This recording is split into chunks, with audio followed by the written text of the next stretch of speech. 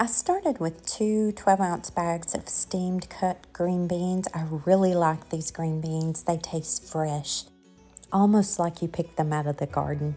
I believe I purchased these at Aldi's. Go ahead and blanch those, drain the water off of them, and we're going to put 2 pats of butter in a skillet and 2 teaspoons of garlic, and cut that stovetop eye on to low. Now you'll want to stir this around. We are going to brown this garlic, and that takes about 2 minutes, 2 to 3 minutes.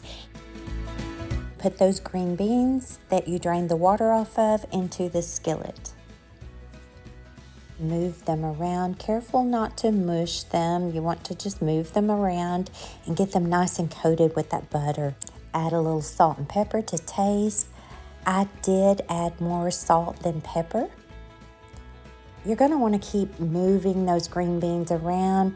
Don't stir them and get them mushy. Just kind of move them around. We're just cooking the moisture out of them. This takes anywhere from 7 to 10 minutes on low. And now we are going to top this with some Parmesan cheese, just a few handfuls. Just measure with love there. Just measure with love. Now you can go ahead and turn that stovetop eye off, put a lid on it, let it set until that Parmesan cheese melts and it's ready to serve. And voila! These green beans are so delicious. My husband and I love them. If you're looking for a new way to make green beans on the side, this I do recommend because they are so tasty.